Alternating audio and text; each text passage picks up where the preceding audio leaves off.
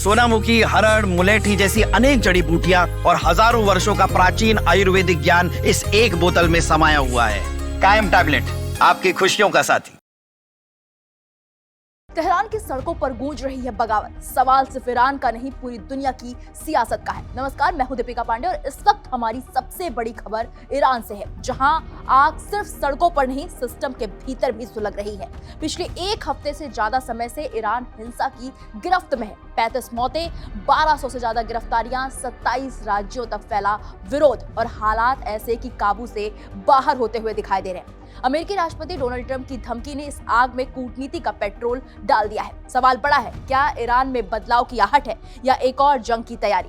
बता दें कि ईरान में 31 में से 27 राज्य, 250 से ज्यादा जगहों पर प्रदर्शन और हर गुजरते दिन के साथ बढ़ता मौतों का आंकड़ा।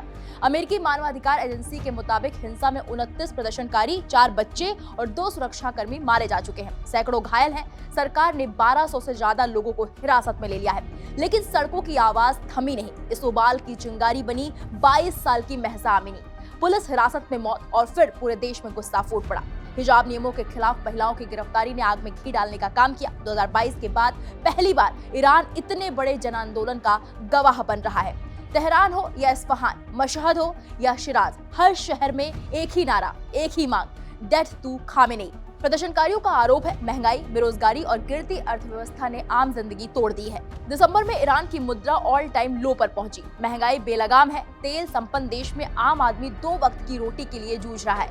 यही वजह है कि विरोध सिर्फ राजनीतिक नहीं, अब आर्थिक विद्रोह बन चुका है। लेकिन सरकार इसे जन आंदोलन मानने को तैयार ही नहीं है। ईरानी शासन इसे विदेशी साजिश बता रहा है। सर्वोच्च नेता अयातुल्ला अली खामेनेई की सख्त चेतावनी, दंगाइयों को उनकी जगह दिखाएंगे। उसके बाद सुरक्षा बलों की तैनाती बढ़ी है, इंटरनेट पर पाबंदियां हैं और दमन तेज है। इस बीच वॉशिंगटन से आई धमकी ने हालात और संवेदनशील बना दिए हैं।